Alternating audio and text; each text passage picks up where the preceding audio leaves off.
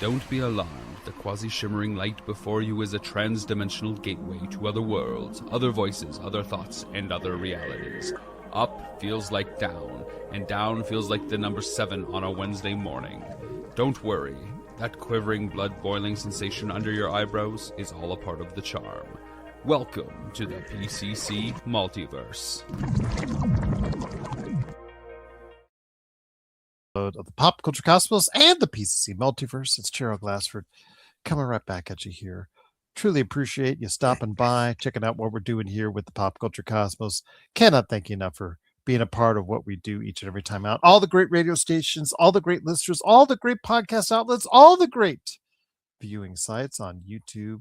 Cannot thank you enough for supporting what we do each and every time out right here with the PCC Multiverse, aka PCC Pop Culture Cosmos.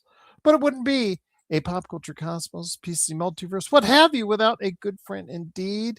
It is, of course, the legendary man of all pop culture, the man that's all-knowing, all-seeing, all-gazing into the crystal ball of pop culture himself, the man who answers the questions that you want asked, or that they did ask, and that they have been asking, and we're going to be answering. It is, of course, my good friend, Mr. TJ Johnson. TJ, we're back at it once again to answer some questions for some great folks out there once again. You know what? The questions just keep coming, Gerald. And as long as the questions are coming, it's our job. It is our duty. It is our responsibility to answer said questions.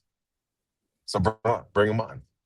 Bring them on, indeed. Great to have you here as always. I know that you've been fighting the cold out there in the Midwest, and I'm hopeful that you stay safe, warm and dry on your escapades and adventures going forward, my friend. So hopefully you'll be okay out there, and wishing everybody the same as well. So first up on our list, when it comes to pop culture, oh my gosh, this is a doozy. Ooh, you hit then they hit the hard one first, as far as that one that you brought in here, that was brought into you, as far as, because I've been asked this a long time ago, but it sounds like you've been asked this recently, is what made you care about pop culture in the first place? Oh, that is a good one. Okay. Well, I know for me personally, I always grew up a bit of a, I don't want to say a nerd. I don't think I want to say, I didn't grow up as a nerd, but I grew up very interested in movies and comics and things of that nature. I used to want to be an actor. I think part of me still does in some way, shape, or form. Still want to be an actor of some sorts. But I always enjoyed being off into different worlds. I remember Thundercats when I was a kid. I remember He-Man and Masters of the Universe and all the other shows that were out, Saturday mornings and every morning before school, and wanted to just be a part of that world and watching things like Voltron and getting enthralled in that. And, I guess for lack of a better term, I just didn't grow up. I just didn't grow up. I kept wanting to enjoy those same things. And as you get older and they start doing more and more things with technology, and you have movies that come out and do it, and you just kind of don't lose that interest. And I just never lost that interest. So I guess the easiest way to say it, I didn't want to call myself a nerd, but I grew up as a nerd. And I even as an adult, I was still a bit of a nerd, but it was kind of a little bit more cool to be a nerd at that point. So I just have always loved pop culture. I just have always loved being in the know.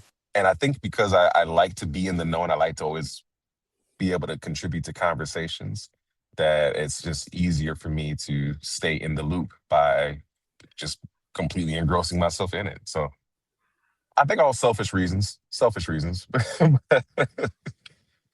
I could just tell you from my standpoint, it's a little different because I grew up in an era, where pop culture was beloved, but also derided as far as it's concerned, because I grew up in the 70s, 80s, and 90s for a lot of my foundations and love for pop culture.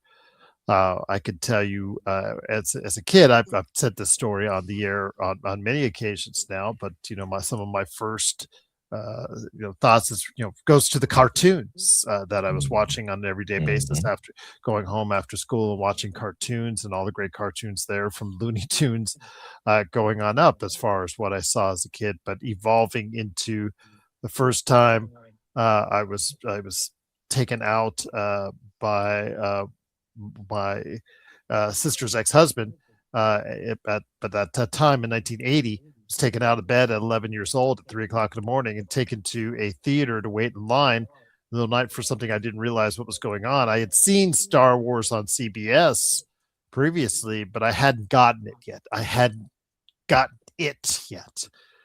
But when I sat in there, as far as to watch the first showing on the first day in Southern California, simultaneously, I'm sure it's been playing already in East Coast already, but the first showing on the first day in where that theater I was at, and just checking out The Empire Strikes Back for the first time and just gazing around and seeing everything on screen as was happening. But then as the mercurical words of cinema, some of the most famous words with "Frankly, my dear, I don't give a damn," and some of the others, Casablanca, and so many other great lines from those great movies.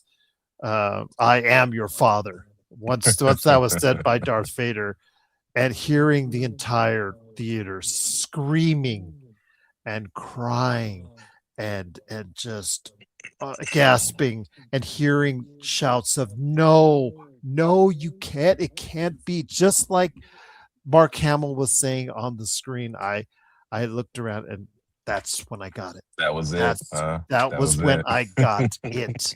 Now, over the course of years, again, I trended towards leaning heavy into the video game culture, leaning into geek culture at that time, which was in certain aspects frowned upon as far as it's concerned during the 80s. But you know what? I didn't care. I was a big kid. I was 6 feet above at that time. So people didn't mess with me. But they didn't pick on me. Nice. But they sure made it clear that they didn't like the fact that I was delving into geek culture. See, it seemed to be acceptable at that time if you wanted to go see what the popular movies or TV shows at that time, but to really embrace it, to embrace Dungeons and Dragons, to embrace video game culture. It's great to hang out at the arcade, to go ahead and pick up a girls and whatnot, but to go ahead and really that become a major part of your life, that was kind of frowned upon still at that point in time. But I didn't care. Bring me an Atari to my house. I remember the day that my dad got me an Atari 2600 and the huge box that we went to at the old Treasury department store to got it. I was overwhelmed with joy and thought this was the cutting edge of graphics and gameplay. And sometimes when I play certain games, I think the Atari 2600 is still the cutting edge of graphics and gameplay. But it just the 80s were such a funny time as far as the way evolving of pop culture, about how much it was branching out. As these people can see, Star Wars was branching out. Superhero movies were trying to populate the universe in some form or fashion with the Superman movies.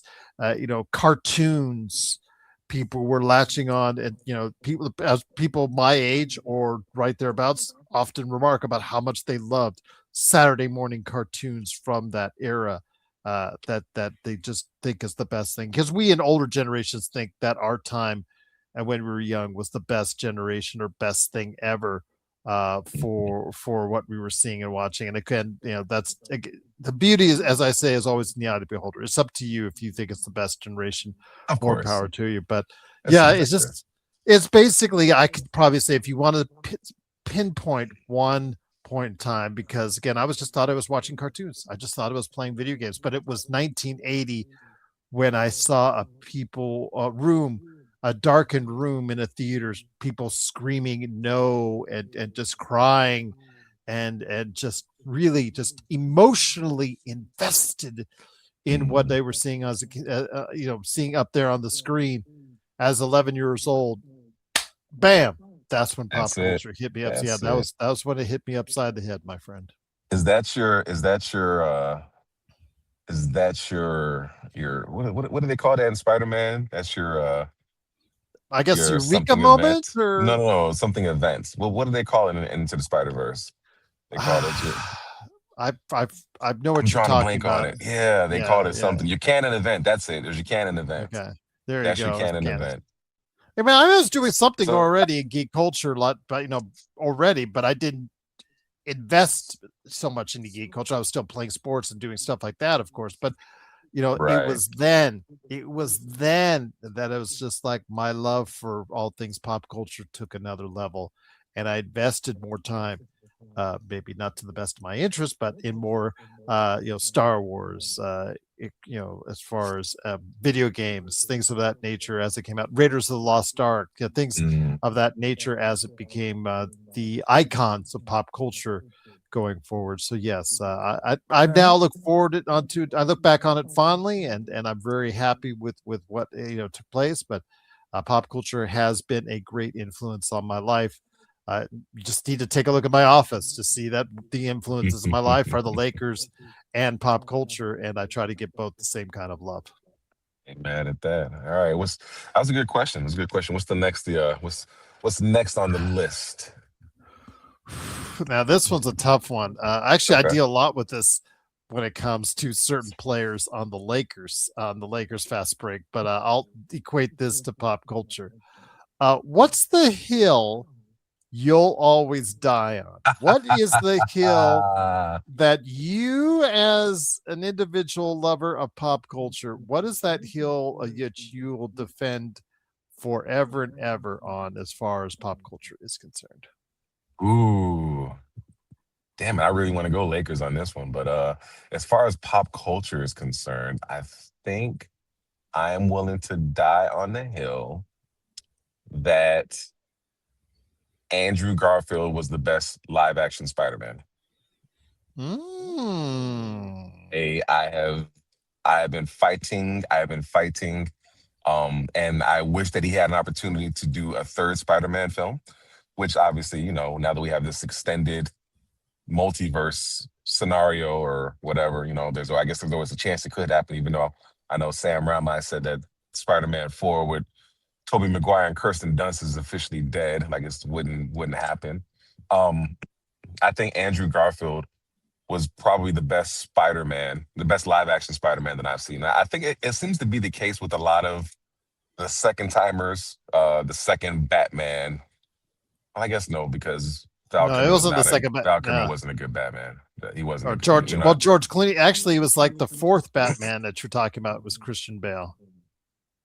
well, yeah, he's the one that was he was the worst to me. But I guess my point is typically when you have the first person that does the role, it seemed like is never like I mean it's good and it makes the roles theirs, but it's always seems to be the second person that does the role that really seem to nail it because they're the ones that really love the character. Um, Andrew Garfield really embodied, especially that version of Peter Parker, kind of the emo kid Peter Parker, but he still had those quips. He was very, very quick, very off the top. And I feel like his Spider-Man had such an emotional anchor in the death of Gwen Stacy, which was such a pivotal part of Spider-Man's noir that we hadn't seen on film at that, up to that juncture. And even afterwards, we haven't really seen it in film. Um, it made such a it was such a heartfelt story that he was a part of. And I felt like his acting chops really sold that. I really do. I feel like Andrew Garfield was definitely the better Spider-Man. I think depending on which age you're looking for, excuse me, not Tobey Maguire, I'm sorry, Andrew Garfield was a better Spider-Man. And I think that as time continues to, move on and people get a chance to go back and rewatch the first Spider-Man, the first of the Andrew Webb Spider-Man series, and then the second of the Andrew Webb Spider-Man series, they'll understand that that Andrew Garfield really was the better Spider-Man. It'll take a little time. So that's my hill. I'm dying on it. That's a Said good Andrew Webb. It's question. Mark Webb. Sorry, Mark Webb. No worries, no worries. I could just say Andrew Garfield was a great Spider-Man, a very underrated Spider-Man. And Sony because it didn't reach that $1 billion status on either of his films. Right. That was simply the reason why. I mean, Yeah. $700 million at that period of time when people were more centrally focused to go ahead and watch movies in the theaters, I guess was not enough.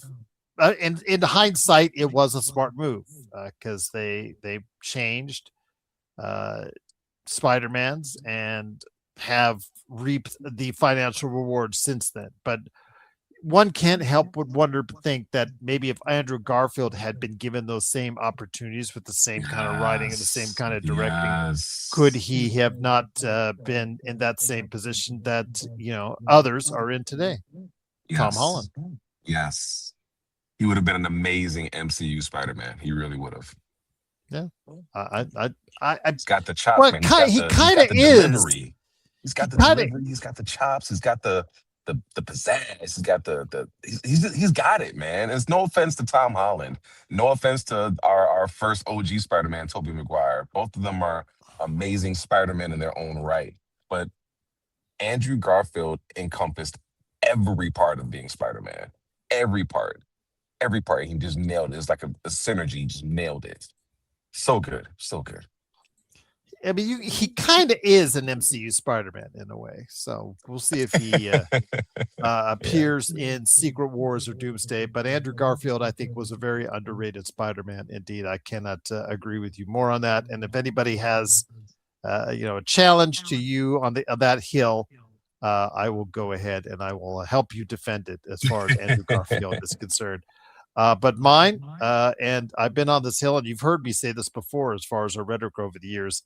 But the hill I'm going to die on was Xbox when the prices were lower on the Xbox Series S and X, when the price on Game Pass was lower, was the best value in gaming and was the best value probably ever in gaming history. I mean, you're talking about a $200, you could get right around $200 value and get all those games on Game Pass. Or if you wanted to bump up, I got my Xbox Series X brand new for $350 at that time, which now is worth, I think, $500-$600 to give you an idea.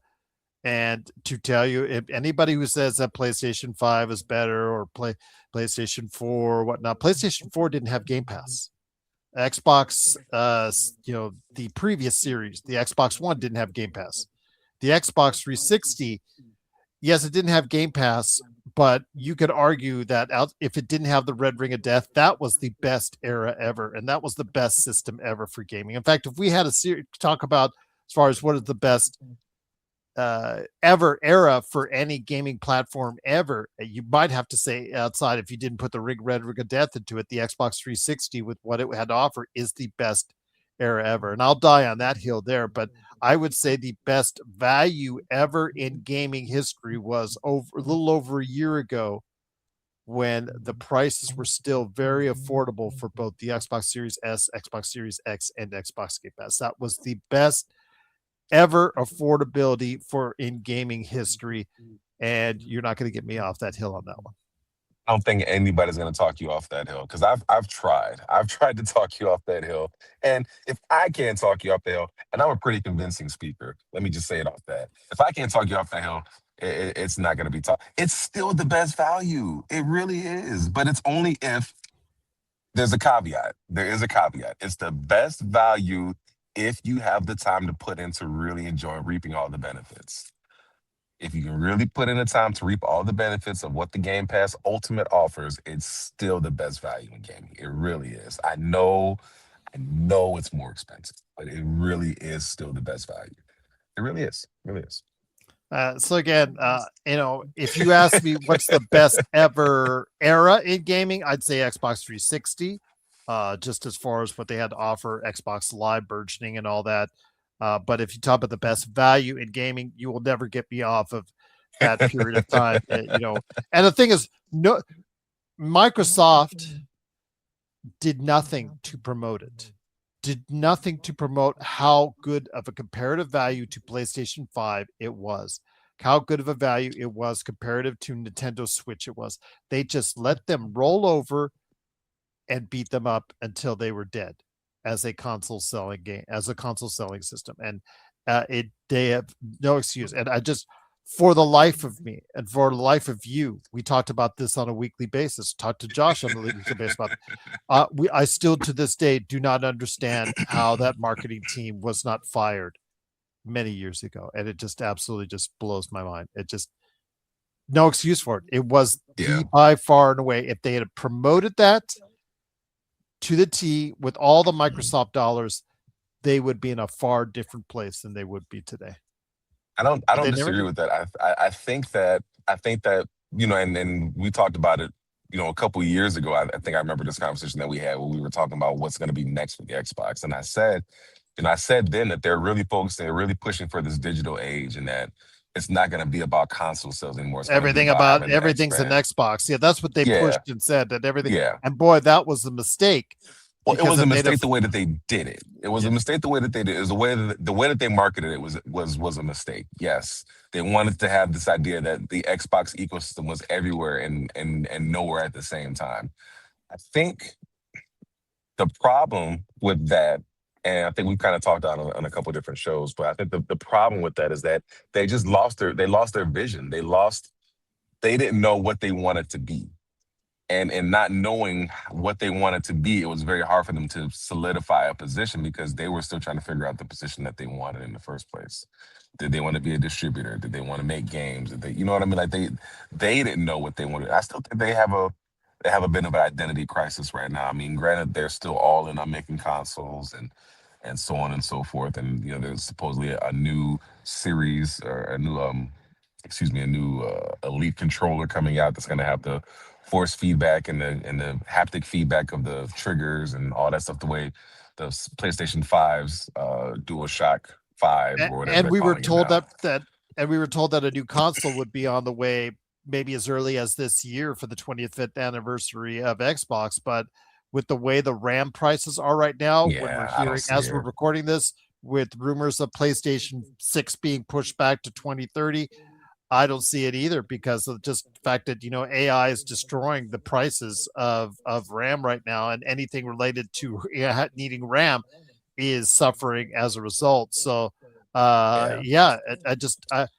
the console future. I think that's wise. Oh no, it is wise. It's well, by necessity, it's absolutely wise, but it just may seal the doom for younger audiences who don't give a damn about playing on a console.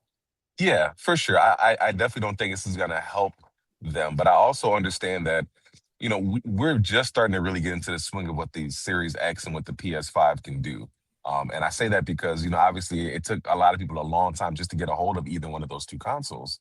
And I think they came out in 2020. One of the Xbox Series X and PS5 released 2020, right? Yeah, that was 20. Right in the middle of the pandemic. The PlayStation 5 and the Xbox Series, they came out in 2020. Yeah, so a lot of people really didn't start getting their hands on the consoles till about 2022, 2020, right around there, because it came out towards the end of 2020. So they didn't really get their hands on the console good until about 2022. And then they said that we're already going to get a brand new console 4 or 5 years later after that. And I think that's a bit of a slap in the face to the consumer, and especially to the people who are day one purchasers who did get a chance to purchase it day one and still didn't get enough bang for their buck, if you will. I think it was ultimately the best call. Now, granted, the reasons for it are a little bit different are a little less altruistic than what I would have wanted the reasons to be. It's really more just because of the cost of RAM and everything's so expensive to do. But ultimately, I think it's the right call to hold off on the generation. Just we've just started scratching the surface on this stuff. Let's pump the brakes a little bit, and Xbox really needs to kind of get some sure footing as far as who they are and what they want to do, and who they want to be moving forward. Because the message is so muddled right now; it's just so convoluted, and it's really hard to continue to be an Xbox fan when you're not even sure what Xbox is at this point. Man, that's a good question. Again, what hill am I willing to die on? And that's one I'm willing to die on. And then 360, like I said, is there? Oh, that and what is the best year for video gaming? Best year for video game, 2007, hands down. I've actually had an argument with documentary filmmaker and my good friend who helped me start this show way back when, Rob McCallum. We went back and forth on the air over it. He tried to throw one of the year in the 90s with the NES or N64, and then another year. And I'm like, it's like, with Sega and Nintendo, that battle, and putting out good stuff and whatnot. No, you cannot beat the imprint that 2007 has left on this industry. It is not even close. You could give me years. Well, this one had a lot of Game of the Years. This one had a lot of Metacritic scores. That's not the point. Okay. Yeah. 2007. Talking about the impact. The impact on the industry, impact on gamers and the generations to follow. If I came up to probably a 16 or 17-year-old kid and I told him, are you looking forward to the new Uncharted coming out from Naughty Dog? They would know generally what I mean, even if they didn't play the games, because they probably saw the movie with Tom Holland, coming back to Tom Holland. If I told you about, let's say, Mass Effect, Mass Effect, I can't wait for that series to come out on Amazon. That comes from 2007. Assassin's Creed comes from 2007. So many other notable lifetime series and also great works of art in the video game genre appeared on 2007. And there's an old episode, if you want to guys go ahead and check it out, with me and Rob McCallum. We went back and forth, and I ran the list of names on there as far as the video games that came out. Out receipts on them. You pulled out receipts on them. 2007, and I'll tell you what, it's just hands down. And I know that this past year was a really good year for gaming, and I know that there has been some good years in both the 2010s and 2020s, but now that everything's gone away by COVID and everybody's caught up with what they're gaming on, but there is no definitive year better ever for the industry than 2007. You can't say a year in the 80s. You can't say a year in the 90s. You can't even say a year in this century. There is nothing comparative to 2007. That's the hill I'm willing to die on. I don't disagree with you on that. I don't disagree with you. I mean, a lot of my favorite franchises started in 2007, as you mentioned, Mass Effect, the Assassin's Creed series, which is still one of my favorite series to this date. It was a revolutionary time. We were eating good. We were eating really good. So no, I don't disagree with you at all. Good call. Super Mario Galaxy, Metro Prime 3, The Orange Box, Half-Life 2, Episode 2, BioShock. Let me get this to you again. BioShock, which they eventually will bring back, and it may actually become a Netflix movie. Would you kindly? Exactly. Portal, Fire Emblem Radiant Dawn. One of the highest rated Fire Emblems as far as concerned. God of War 2, Halo 3. Finish the fight. Finish the fight.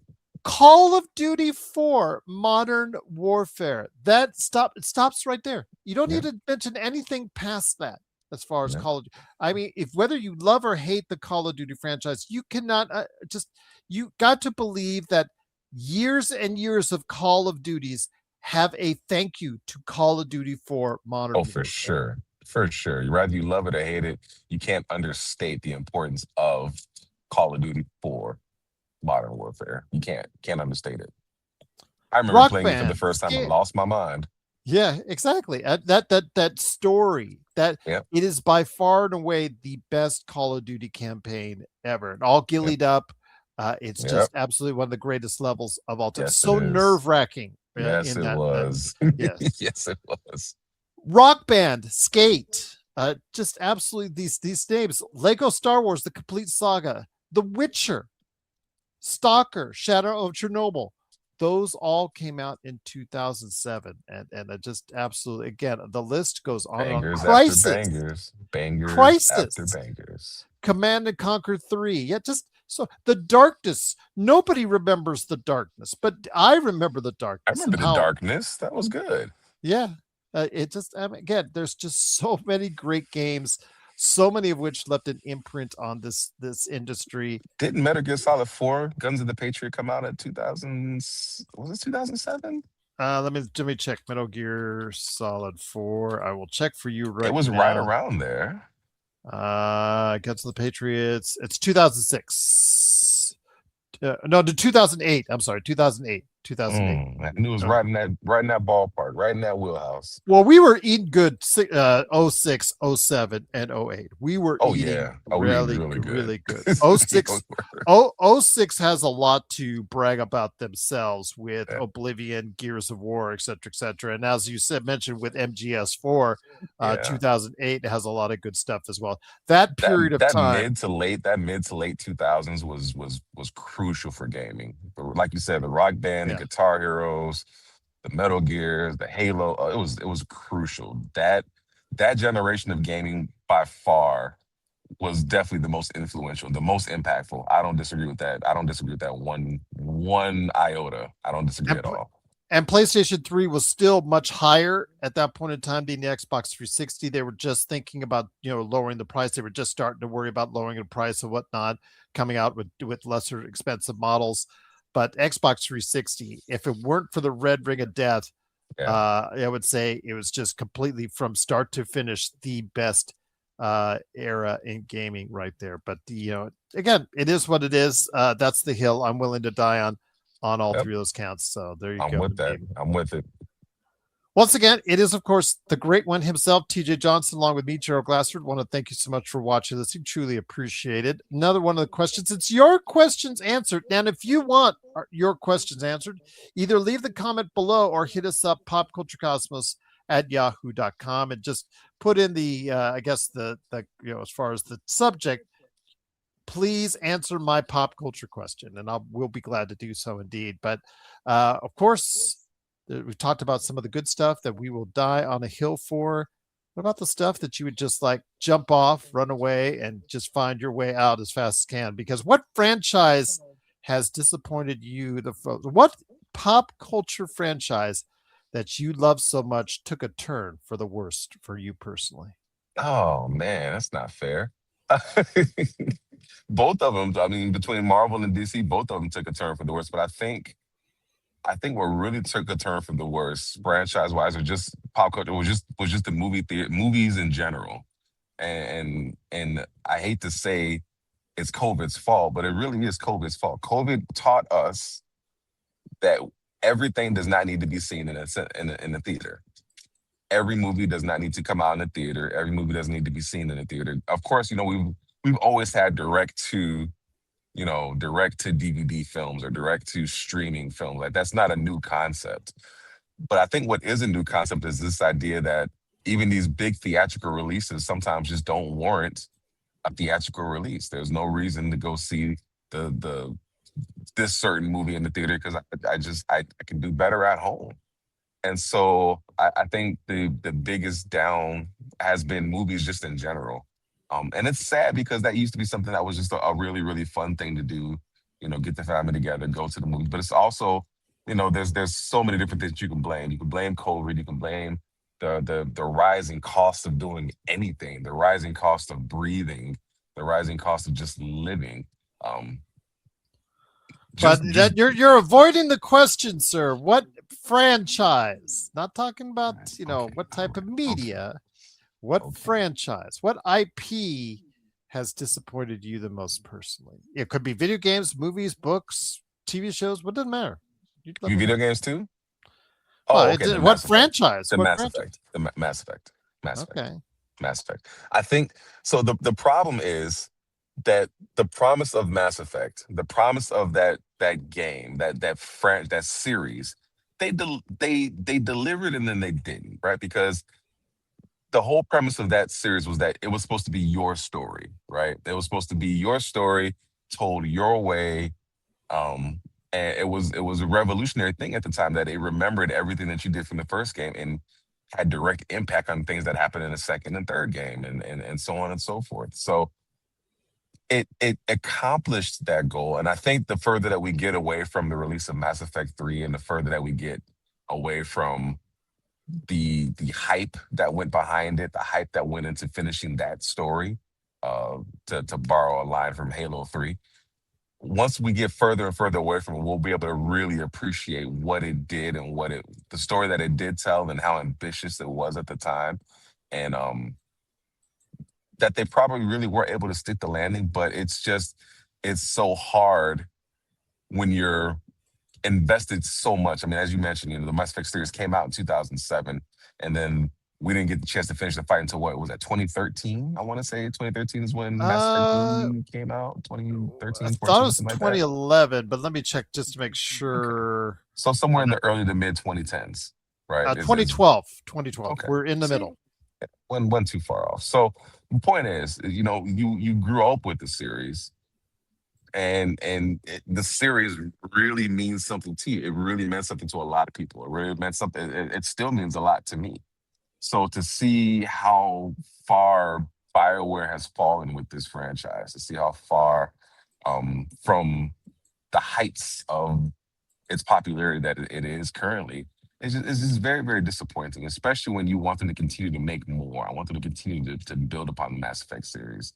I actually thought Andromeda was not bad, but I also didn't play it at launch. I played it well past launch, so post-launch, once they've done all the patches and fixing certain things. And that franchise, it started to die when EA got a hold of them and started to kind of put their stamp on things. When it became EA branded is really when the franchise died. But if I had to pick one franchise that I was the most disappointed in, it would definitely be the Mass Effect series. If we're talking video games, if we're talking movies, then we can go DC, or Marvel, depending on the time frame we're talking about. But video game wise, Mass Effect. I'm just going to say this, Amazon, I really think you should reconsider the way you're going to structure the Mass Effect series, Joe. I think there's been enough time that you should tell Shepard's story. I think Shepard's story is perfect. From start to, okay, whatever, pick one of the colors, whatever color that you end up doing on Mass Effect 3 as far as the finish is concerned. Probably the best one for TV would be, okay, he saves the universe and galaxy, but he's either blown up or, whatnot as far as they're concerned, or missing, I should say, would probably best, to leave it open-ended on that. But again, stick with that one. It's right there for you. It's on a silver platter. Film all three endings. Just film all three endings and have different people tell them, well, that's not how it ended. It ended like this. We're going to shade this. It ended like this. We're going to shade this one blue. And then we're going to shade this one green. But they should stick with that. I've already said on the air many times now with Josh that they should just go through that. It's already written, done for you. Yep.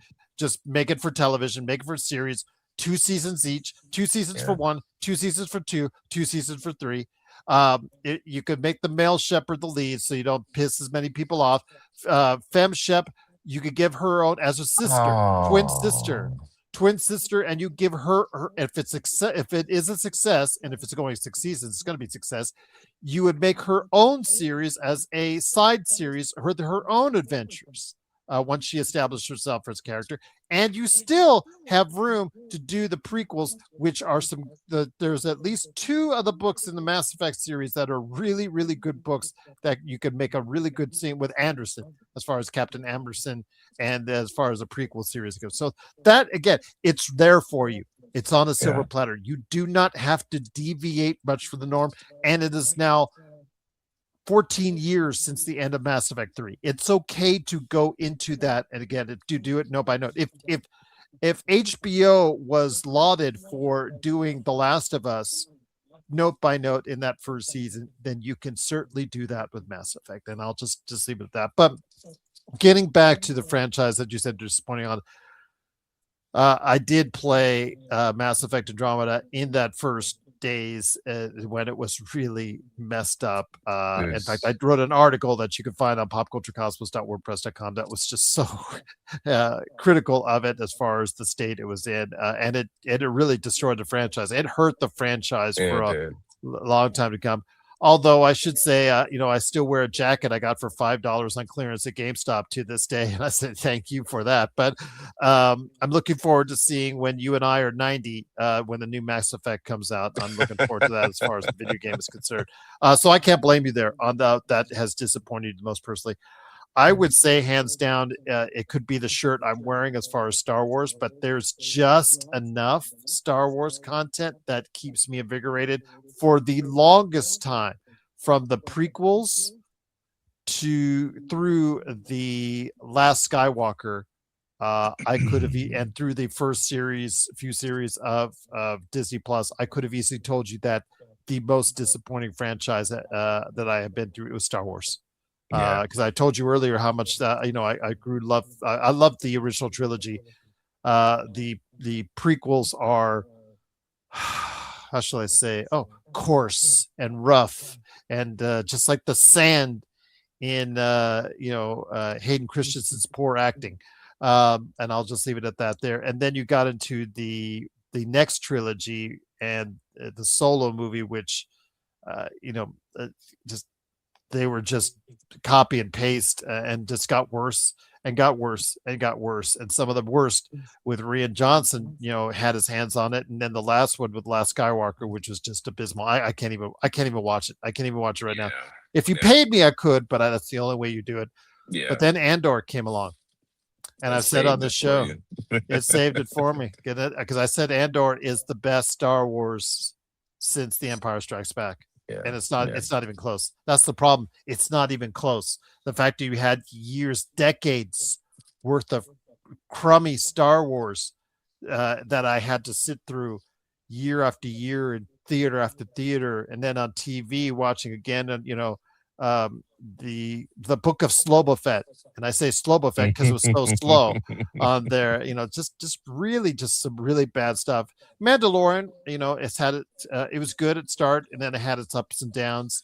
In its successive seasons. We'll see how the movie itself plays out here in May, but yeah, I'd probably say that has disappointed me personally the most, because I can't say Game of Thrones, because while I poo-pooed along with Josh that the Game of Thrones ending, I wasn't a hardcore. I got into it first.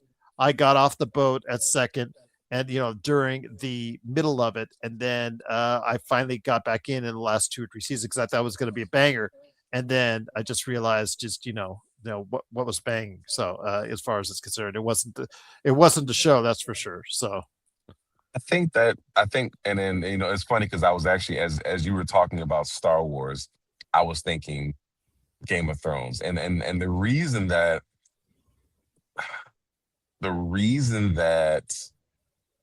it's probably, if Mass Effect is 1, then Game of Thrones is 1A, and it's so I guess that'd be my honorable mention.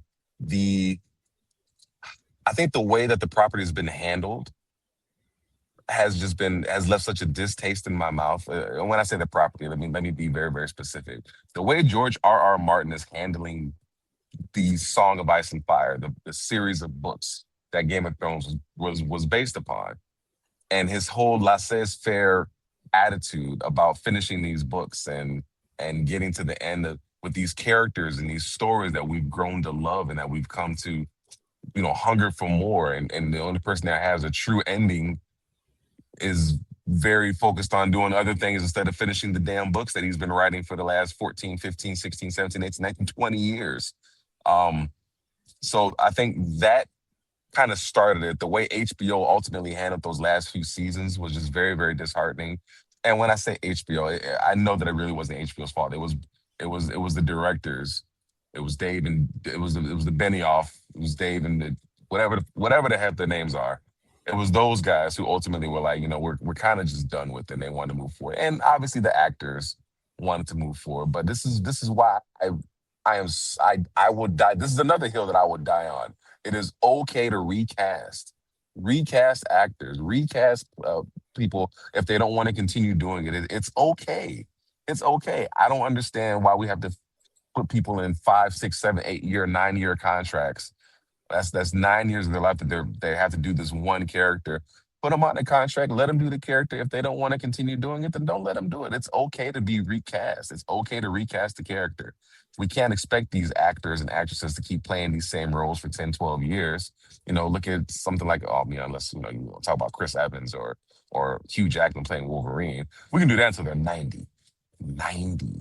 But as far as like Game of Thrones, if the actors don't want to continue doing those roles, then just recast somebody else. It's okay. But to shorten that series the way that they did, to really kind of cut us out by our knees on that series is really, really disheartening. So that would absolutely be a very, very close second. Like that's a very honorable mention. Game of Thrones was right there. They just the way that they handled that towards the end was just very, very, very, very was piss poor. Just very, very poor.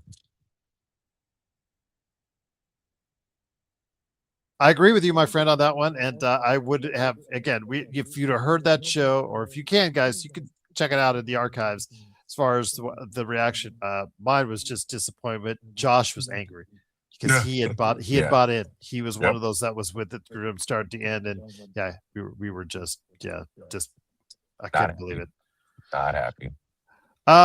What do you still love, even if everyone else hates it? What product or I guess pop culture IP do you still love, even if everyone else is kind of either moved on or not necessarily hates it, but just moved on from it? Oh man, I might get a lot of crap for this one. Mighty Morphin Power Rangers. Whatever, think what you want to think. I am a diehard MMPR fan, and I'm not talking about all the other spinoffs. I mean, some of those were good, but I am the OG Mighty Morphin Power Rangers huge stan, like huge. Like every year I say I'm getting an authentic Green Ranger costume. And I've yet to do it, but I feel like this is my year. I feel like this is my year to actually do it. It's just so darn expensive to do the authentic one that I want. But by far, for me, it is Mighty Morphin Power Rangers. I did not realize how deep I was until they kind of started to bring it back a little bit, and then I got all excited, and then I got my kids watching it, and my kids playing Power Rangers. Now they want to be Power Rangers for Halloween, and yeah. Okay. Power Rangers. That's it. Can't wait till the rehash comes up, because it does. People do, Hollywood rediscovers it every 7 to 10 years as far as it's concerned. So we should see something new from Mighty Morphin Power Rangers. My guess is here in the not too distant future, indeed. Whether or not it gets accepted this time around, we'll have to wait and see. Fun fact is that last remake was supposed to be a 6-movie series. It's supposed to be 6 different movies from what the actor who played the Blue Ranger, I can't think of the gentleman's name, but he was just on a show, on a podcast, where he said it was originally planned out to be a 6-movie deal. And it just didn't formulate after the poor performance of the first film. There you go. So what franchise I would say that I still have a fondness for, who, if everyone else, I don't want to say hates it, but just moved on from Star Wars? No. No. That's too easy. That's low-hanging fruit for you. We'll know if that's the case come Memorial Day weekend, I think, is what we'll know, whether or not people have moved on from Star Wars officially or not. We'll see, because they're putting all their big guns as far as Mandalorian, popular series, Baby Grogu sells toys, etc. We'll see if that does not come to fruition. So I don't want to put that one on there. I probably have to say Uncharted. I say Uncharted because a lot of people have moved on. I mean, it's been in a rearview mirror for Naughty Dog at this point.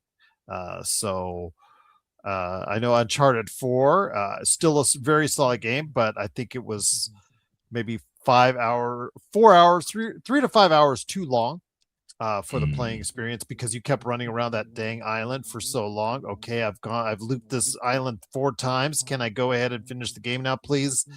So I think a lot of people get rubbed the wrong way, but then the movie came out, and Tom Holland is not Nathan Drake, which I said many times before, that he was miscast as that role. I really thought that was a bad choice, but all respect to Tom Holland. I hope you do well in the Odyssey. It's not his fault. It just wasn't his. No, he wanted it. No. That was in development limbo, but until he said he wanted to do it, Sony wasn't going to touch it, and we're going to head to finish developing it. It is his fault. It is his fault, because they were catering and just to Tom Holland, all because he was he was Spider-Man. He was their golden goose, as it were. So that is we cannot let him off the hook. Now again, it made $400 million, which, as you know from Tron, is like the sweet spot, whether or not you make it or not make it. Or if you make the next Uncharted 10 years down the line, like Tron, Ares was made. Gosh, I hope Jared Leto's not in the next Uncharted. But anyways, be that as it may, I'd probably say Uncharted, although I would love to see a return. I'd love to see Grandpa Drake come back as far as it's concerned and give it one more show. But I think that Naughty Dog has moved on. They're going to do this intergalactic next video game. And I think they moved on from it. And I think if you ask them what they would want to do more, The Last of Us or the Uncharted series, they'd probably say The Last of Us. But the Uncharted series will always remain a great place in my heart. Uncharted 3 is the greatest game I've ever played. Uncharted 2 and Mass Effect 2 are right there. Uncharted 2 actually was leaning a little bit ahead of Uncharted 3 until the final boss fight ended up running around a tree for 10 minutes, just throwing bombs behind your shoulder. So that was that kind of put it just one little notch down after that nauseating boss battle. But outside of that, again, just had nothing but great times with Uncharted. And but I think that everybody has moved on. It's your dad's game, is what it is. It's your mom's game, is what it is. It's not a series or an IP. I don't think that would adapt to a current a generation very well. I agree. I think it's just because it was, now with Tomb Raider starting to make its triumphant return, if you will, that people were realizing that it was really just a male Tomb Raider, and Tomb Raider just turned into a female Uncharted. Like they kind of swapped, kind of had like a body switching thing, like Dragon Ball Z. Like they just kind of flipped roles. So with that, my friend, there's just about 9 minutes left. One last topic to cover right here on the show, because your questions are being answered. These are the questions that get asked of us on a constant basis over the years, and truly appreciate you doing so. If you want to pop a question for us to answer on the show, popculturecosmos@yahoo.com, or put it in the comments below. But before we head on out, if you had to quit covering one topic forever, what would that be? One pop culture topic forever. What would that be? If I had to stop covering one topic forever, I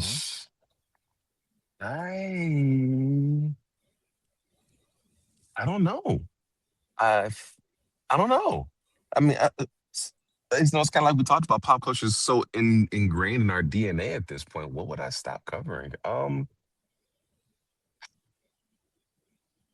You have to come back to me on that. Let me chew on that for a second. I'll start off with a couple. I'd love to say Pokemon, but I know Pokemon means too much whenever you mention Pokemon, the industry itself. I mean, Pokemon was a great way to start. The way it started in the 90s evolved. Sorry, everyone, for that, using that word, pardon the pun, but evolved Pokemon, and how it evolved into a behemoth that it is. I'm very happy for the folks at Game Freak and all that. But be that as it may, I think that it's turned into something not fun. The original purpose of the game was to be fun, and it looked like fun, and it interacted as fun. 30 years ago almost. And now it's just something where people are, and as you're familiar with, when you guys roll out there, hey, let me ask you this: when you roll out there a pallet with the Pokemons at your local Costco, do you guys just get like put on flak armor and just before there, or do you guys just like put it down there and just like run away as fast as you can, or just like leap like it's a bomb going off or something? Because I've seen the videos. I know, and I've seen what people do. People will steal hundreds. They will commit crimes to steal hundreds of dollars worth of Pokemon because the prices and values go. It was a card game, a trading card game. Same thing, to a lesser extent, to Magic the Gathering. Because some of those cards go for thousands of dollars. It's like this used to be a card game for kids that kids could play with each other. That's part of the memories that they have, part of the memories that people have to.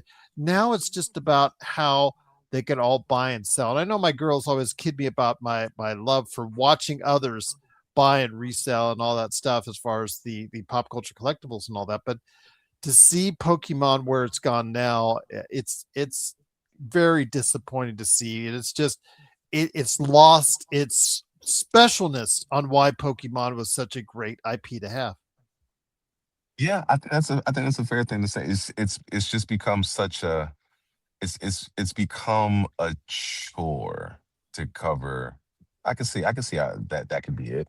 Um, that makes sense. So we just kind of put the palette out there and just there's a limit of two per membership. So it's like, we have a register set up solely for Pokemon. So they come in, they get their two, and then they can go shop and do their thing. I mean, they don't necessarily have to come right up to the register at that point. You have people that want to and just want to get in and get out because that's what they wanted. But it's just a limited two per member. So it works out pretty easy for us. But I have seen videos where it didn't work out so easily. So Yeah. And it's just a shame. Now, the it one I is. wouldn't have it with even bat an eye, Five Nights at Freddy's. Yeah. Really? Five Nights at Freddy's. I would just be gone with that. If that it went off the planet tomorrow, I would, or face the earth tomorrow, I would not even care. I love my daughters immensely, and my youngest daughter who's into FNAF.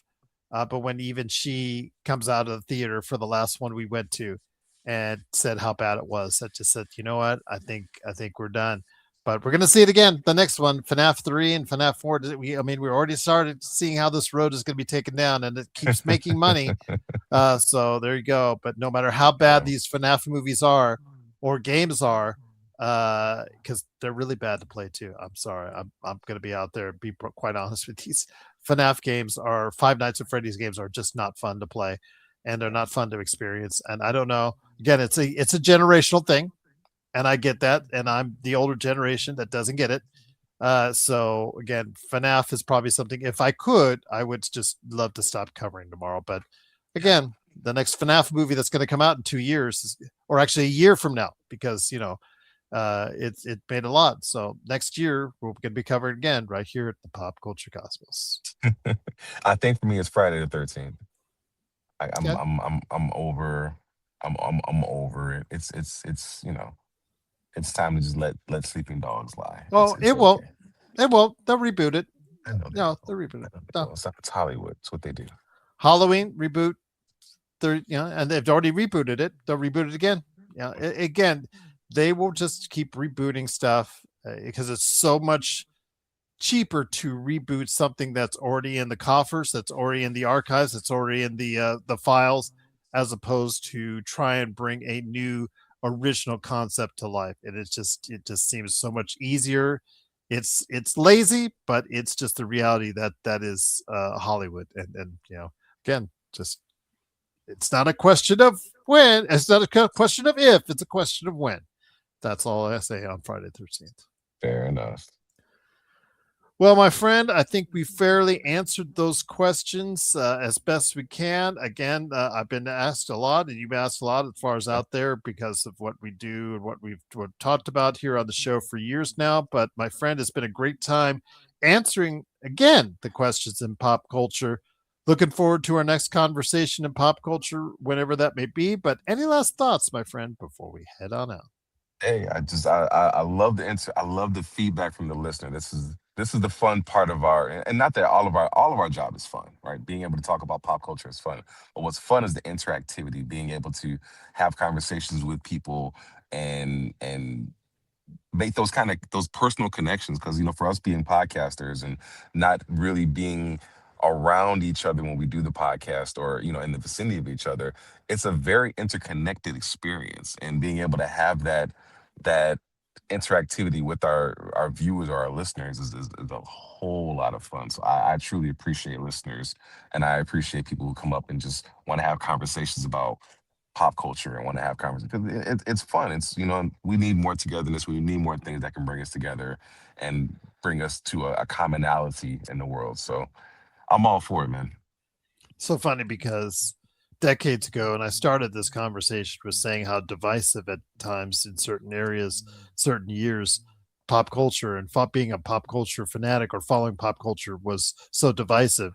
I'm glad to see that in this day and age, being a pop culture fanatic or liking areas and aspects of pop culture is embraced by a great Yes. portion of this world. And I hope it continues indeed.